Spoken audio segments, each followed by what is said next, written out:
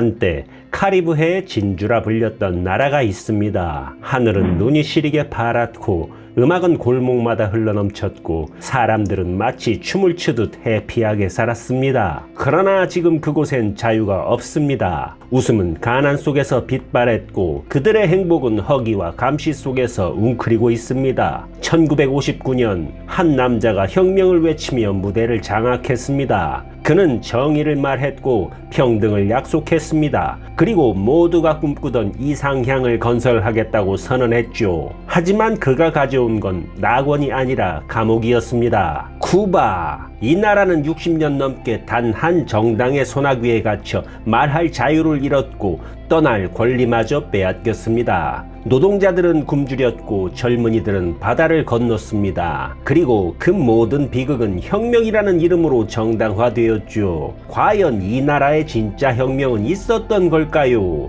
지금부터 우리는 붉은 낙원의 가면을 벗겨보려 합니다.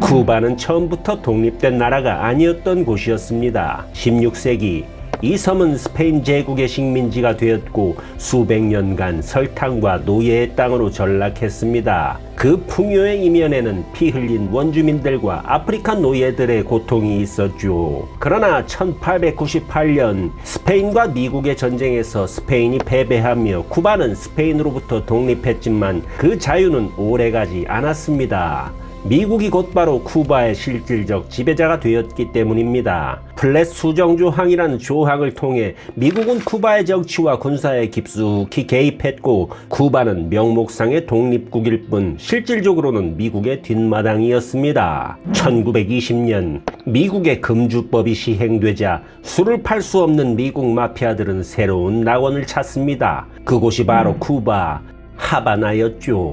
라스베이거스보다 먼저 하바나는 술과 도박, 매춘이 모두 합법인 죄의 섬이 됩니다. 1952년 쿠바의 대통령 풀헨시오 바티스타는 친위 쿠데타로 권력을 다시 잡습니다. 바티스타는 원래 1933년 군사 쿠데타로 처음 권력을 잡은 인물입니다. 이후 1940년에는 대통령에 정식으로 선출되었고 1944년 퇴임합니다. 1952년 그는 다시 민주적으로 선거에 출마하려 했습니다. 그러나 선거에서 질 것이 거의 확실해지자 1952년 3월 10일 선거를 불과 3개월 앞둔 시점에 현역 군부 세력과 함께 무력으로 쿠데타를 일으킵니다. 민주정부를 강제로 해산시키고 의회정지, 헌법정지, 계엄령 선포, 그리고 곧장 미국의 마피아와 손을 잡아버리지요. 마피아의 거물 마이어 란스키는 쿠바 정부로부터 카지노와 호텔 운영권을 넘겨받고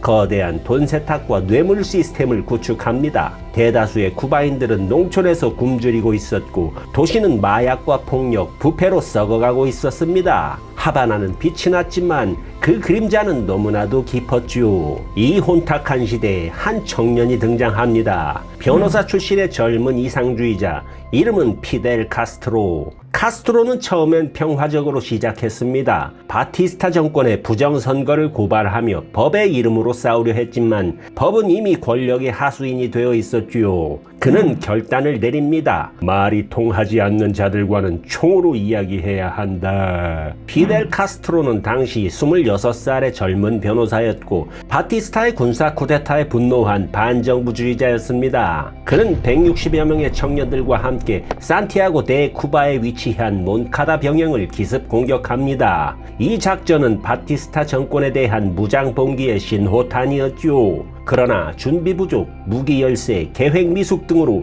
습격은 단 몇 시간 만에 실패로 끝났고 많은 동료들이 현장에서 사살되거나 고문 후 처형당했습니다. 그런데 카스트로 형제는 살아남습니다. 피델 카스트로는 전투가 벌어진 후 근처의 시골 농가로 도주합니다. 그는 당시 사제의 도움을 받아 피신하게 되죠. 쿠바는 천주교 국가였기 때문에 성직자의 보호는 어느 정도 면책을 받을 수 있었습니다. 그를 체포한 병사 중 일부는 현장에서 카스트로를 즉시 사살하라는 명령을 받았지만 그는 공개 재판을 요구하며 사살을 거부합니다. 카스트로는 대중연설과 설득에 능했고 자신의 신분인 변호사와 전직 국회의원 후보임을 이용해 정치범임을 주장합니다. 당시 쿠바 정부가 국제 여론을 어느 정도 의식하던 상황이라 전면적인 학살보다는 재판을 선택하게 됩니다. 라울 카스트로는 피델과 함께 움직였고 역시 도피 후 며칠 만에 체포됩니다. 피델보다 인지도가 낮았던 그는 한동안 무명 수감자로 수감되었다가 피델과 함께 정치범으로 재판에 넘겨지게 되죠. 1953년 몬카다 병영 습격에는 체 게바라가 참여하지 않았습니다. 체 게바라는 1955년 멕시코 망명 중인 피델과 라울을 만나 혁명군에 합류하게 됩니다. 그는 몬카다 사건 당시 아르헨티나 출신의 젊은 의대생으로 아직 쿠바와는 인연이 없던 시기입니다. 즉 몬카다 습격 생존자 중에는 체 게바라는 포함되지 않으며 이 부분을 많은 분들이 오해합니다. 피델 카스트로는 수감 후 직접 법정에서 변론에 나서며 유명한 연설을 합니다. 그때 나온 말이 바로 역사는 나에게 무죄를 선고할 것이야. La historia me absolverá. 이 연설은 나중에 팸플릿으로 퍼지며 혁명가로서의 카스트로를 널리 알리는 계기가 됩니다. 결국 카스트로 형제는 15년형을 선고받았지만 2년 뒤 바티스타 정권의 정치적 사면 조치로 석방되게 되죠. 국제 여론의 압력으로 석방된 카스트로는 멕시코로 망명합니다. 그곳에서 다시 한 명의 혁명가를 만납니다. 그 이름 체 게바라. 둘은 함께 쿠바 정권을 전복하기 위한 무장 게릴라 부대를 조직합니다. 이른바 7.26 운동 Movimiento 26 de Julio. 의 시작이었습니다. 그들은 1956년 11월 허름한 요트 그란마호를 타고 82명의 혁명군과 함께 쿠바 남단에 상륙합니다. 그러나 기다리고 있던 것은 군의 매복과 처절한 실패. 82명 중 살아남은 건 겨우 12명. 이들은 시에라 마에스트라 산맥 깊숙한 곳으로 숨어듭니다. 그곳에서 그들은 게릴라전을 시작했습니다. 낮에는 피신하고 밤에는 습격하며 군사 경험과 민중의 지지를 모두 얻어갑니다. 몇 명의 농부, 몇 개의 라디오 방송, 그리고 지하신문이 그들을 전설 속의 혁명가로 바꿔줬습니다. 카스트로는 단순한 군인이 아니었습니다. 그는 말로 사람을 움직이는 자였지요. 바티스타는 부패했고 쿠바는 바뀌어야 한다. 그의 연설은 산을 넘어 도시로 퍼져갔고 청년, 노동자, 학생들이 하나둘 그의 이름을 외치기 시작했습니다. 결국 1958년 말 전국 곳곳에서 민중 봉기가 일어나며 바티스타 정권은 무너지기 시작합니다. 그리고 1959년 1월 1일 바티스타는 쿠바를 떠나 도망칩니다. 피델 카스트로가 혁명의 승리를 선언한 순간이었죠. 하바나는 수십만 명의 시민으로 뒤덮였고 그들은 피델의 승리 행진을 환호로 맞이했습니다. 사람들은 울었고 춤췄고 새로운 시대가 열릴 거라 믿었습니다. 하지만 그 새로운 시대는 자유로운 시대가 아니었습니다. 그날부터 쿠바는 또 다른 독재를 맞이했습니다. 총구의 방향만 바뀌었을 뿐 국민은 여전히 침묵해야 했고 카스트로는 점점 신격화되었으며 혁명은 곧 체제 그 자체가 되었죠. 역사엔 만약이 없지만 카스트로가 실패하고 그대로 썩은 바티스타 체제로 골마가다가 제대로 된 민주화가 섬에 펼쳐졌다면 현재 쿠바인들의 삶은 어땠을까?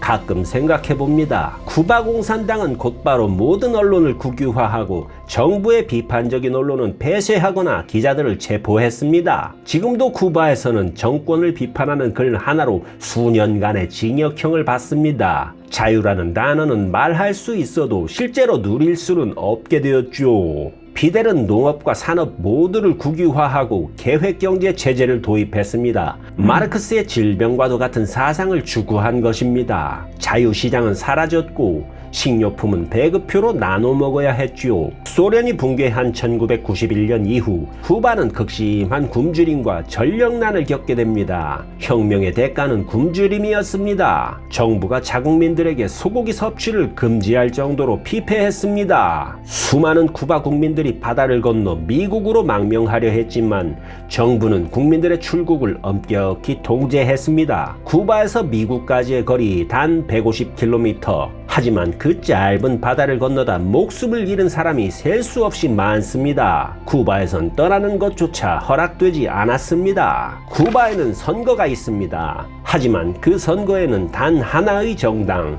단 하나의 후보만이 존재합니다. 공산당의 이름으로 꾸며진 쇼에 불과한 행사죠. 국민은 투표하지만 선택은 할 수 없습니다. 피델 카스트로는 50년 가까이 권력을 유지했고 그 뒤를 그의 동생 라울 카스트로가 이었습니다. 그리고 현재는 미겔 디아스 카넬이 형식상 국가주석이 되었지만 그 역시 카스트로 체제에 충직한 후계자일 뿐입니다. 쿠바의 정치는 3인칭으로 바뀌었지만 본질은 바뀌지 않았죠. 지난 2021년 7월 11일 쿠바 전역에서 수천 명의 시민이 거리로 나와 자유를 달라는 외침을 시작했습니다. 이는 1994년 이후 가장 큰 규모의 민중 시위였고 코로나 팬데믹과 함께 경제 붕괴에 대한 분노가 폭발한 순간이었습니다. 시위 동기는 단순했습니다. 식량이 부족해 배가 고파서였고 의료품이 없어 아파도 치료를 받지 못했고 빈번한 정전과 인터넷 차단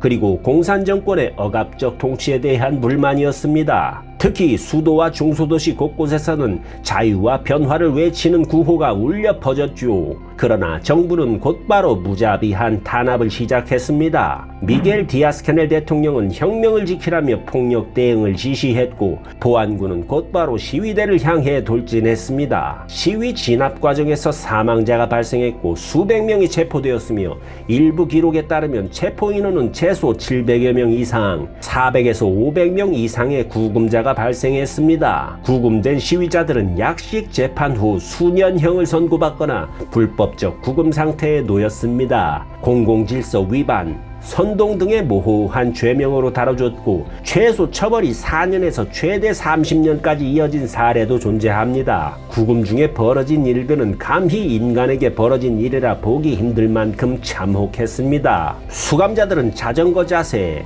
잠 못 이루는 감금, 야간 감시 등등의 고문을 당했습니다. 반체제 운동가인 호세 다니엘 페레르는 가족 면회 자리에서 카넬 퇴진을 외쳤다는 이유로 구타당해 코골절과 팔 부상을 입었죠. 결핵과 댕기열 등 전염병이 유행하는 감옥에서 의료 지원은 전무했으며 다수는 면회와 의료진 접근이 제한됐습니다. 여성 시위자 및 활동가들은 성폭력과 모욕적 행위에 시달렸죠. 한 17세 여학생은 경찰에게 하의가 벗겨져 질 내부 확인을 당했다는 증거도 있으며 이는 명백한 인권 침해입니다. 그 뒤로도 쿠바에선 예술가, 활동가, 기자가 계속해서 탄압받고 있으며 수백 명이 여전히 감옥에 있습니다. 우리에게 이러한 이야기들은 먼 과거의 사건들처럼 보여집니다. 하지만 이러한 이야기들은 전부 공산당이 자국민들을 억압하고 통제하는 방식이며 지금 이 시간을 살고 있는 쿠바인들의 슬픈 현실입니다.